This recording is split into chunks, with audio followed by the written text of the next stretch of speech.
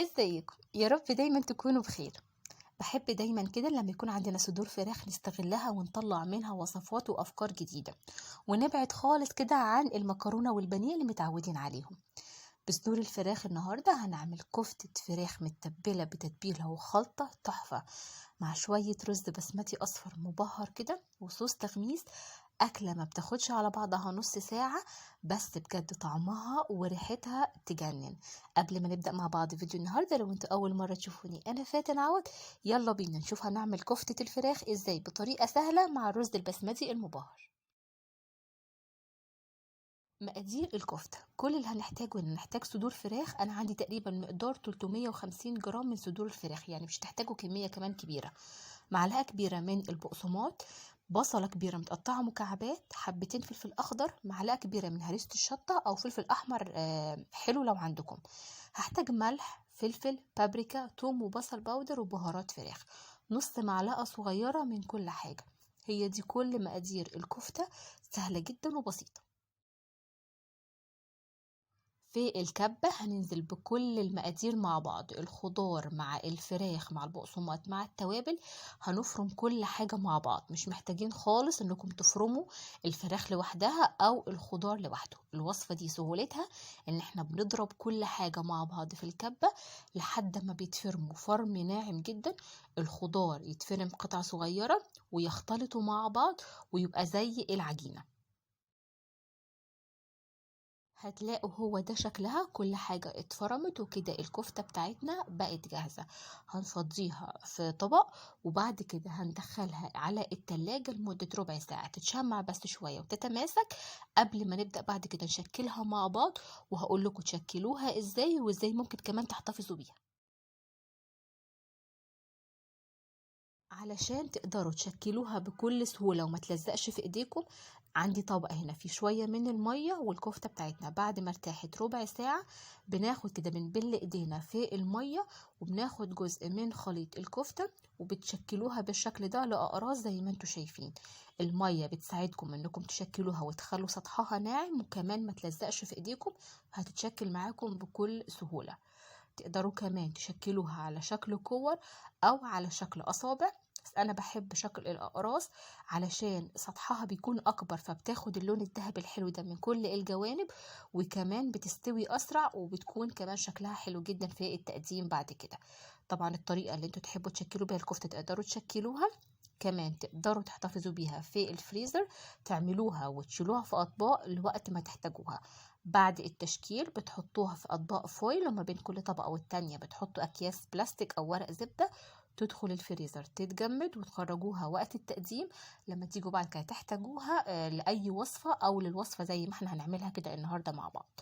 هنخلص تشكيل كل الكمية بنفس الطريقة، بطريقة سهلة جدا زي ما انتوا شايفين، لحد ما تبقى معايا جاهزة.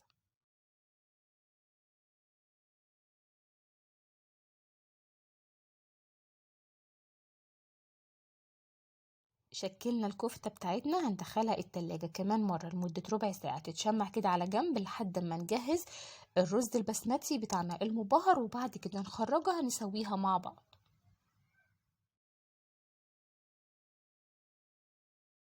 طبعا احنا الرز البسمتي المبهر عملناه كتير جدا مع بعض، النهارده بس هنعمل فيه تركايه بس صغيره مختلفه. في حله او في طاسه كبيره نزلت بشويه من الزيت يسخن كويس جدا.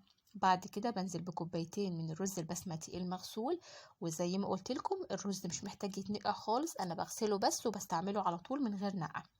بنشوح الرز كويس جدا مع الزيت او الزبدة على النار بالشكل ده. بعد كده بنزل بمية سخنة بتغلي مش مرقة، لان احنا لسه هنضيف له التوابل اللي هتديه كل الطعم والنكهة. بنضيف مية سخنة بتغلي تغطي لي سطح الرز بالشكل ده. بعد كده هجيب كيس من خلطة التوابل بتاعة الرز الجاهزة. عندكم اي نوع توابل رز البسمتي الاصفر تقدروا تستخدموها، مش شرط خالص النوع ده، اي نوع تاني عندكم. او لو مش متوفرة عندكم البديل هيكون كركم وكاري، نص معلقة صغيرة من كل حاجة، ملح وفلفل، وكمان حبهان ومكعب من المرق. ده البديل في حالة ان التوابل الجاهزة دي مش متوفرة عندكم. دوبناها في المية بالشكل ده، مش محتاجين نزود ملح ولا اي حاجة، كل حاجة موجودة فيها. هنسيب الرز يتشرب كده على نار هادية ولحد اما يستوي.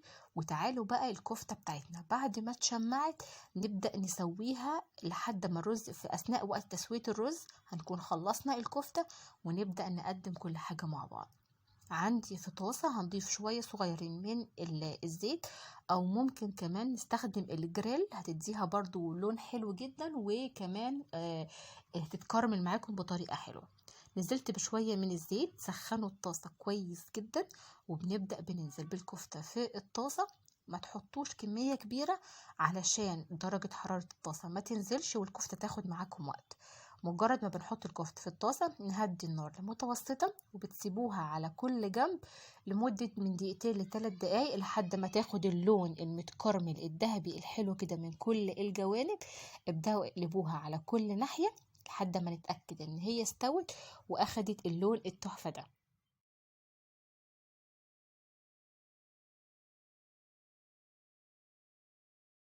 هنخلص تسوية كل الكفتة بنفس الطريقة لحد ما تستوي وتاخد معايا اللون الحلو. ممكن كمان في الوصفة دي تعملوها، تقدروا تستخدموا الكفتة بالشكل ده تعملوها ساندوتشات، او الخلطة نفسها تعملوا بيها حواوشي زي ما عملناها قبل كده. مش هتاخد معاكم وقت خالص في التسوية، زي ما انتوا شايفين يدوب في دقايق بتاخد اللون المتكرمل.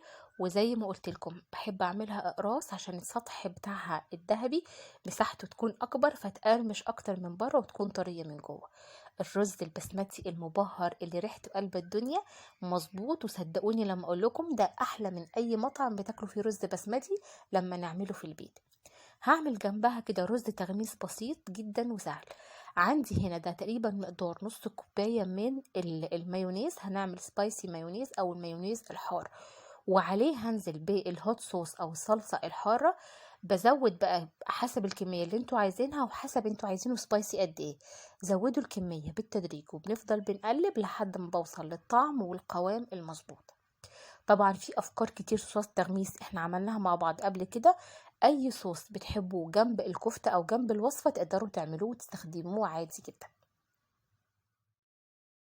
كده الصوص بتاعنا بقى جاهز في ثواني، عملنا صوص نقدمه جنب الوصفة بتاعتنا. تعالوا بقى عندي كل حاجة جاهزة نبدأ نغرف الطبق مع بعض. هنجيب طبق التقديم بتاعنا ونبدأ نغرف كل حاجة بعد ما بقت جاهزة. بحب دايما في الوصفات اللي زي كده ان نغرفها في طبق كبير كلها على بعض، شكلها بيكون في التقديم احلى بكتير. وكمان لو عندكم عزومة وحطيتوا الطبق ده في وسط السفرة شكله هيشرف بجد وشكله هيكون حلو جدا. تقدروا برضو بنفس الطريقة ممكن تغرفوها في أطباق صغيرة لكل فرد، أو زي ما احنا بنعمل بنغرفها على بعض وبعد كده بنقدم لكل واحد في الطبق بتاعه. فردنا الرز البسمتي المبهر بتاعنا في الأرضية، وبنبدأ بعد كده بنرص عليه أقراص الكفتة على الوش. الطريقة دي بتكون شكلها حلو جدا. آخر حاجة بس بنكسر اللون بتاع الطبق برشة من البقدونس. وهي دي كانت وصفتنا النهاردة. متهيألي الطبق بيتكلم عن نفسه، من أحلى الوصفات اللي هتجربوها. فكرة حلوة ومختلفة نستغل بيها صدور الفراخ زي ما احنا متعودين. يا رب تجربوا الوصفة ومتأكدة بجد انها تعجبكم. سهلة وبسيطة، وزي ما شفنا عملنا طبق شكله حلو جدا في وقت قليل جدا. ده كان الفيديو بتاعنا النهاردة. يا رب تكون الوصفة عجبتكم، واستنوا ان شاء الله لسه عندنا حاجات كتيرة جدا. استنوا كل يوم وصفة جديدة. اشوفكم بإذن الله على خير الفيديو الجاي والوصفة الجاية. وكالعادة كنت انا معاكم فاتن عوض، والسلام عليكم.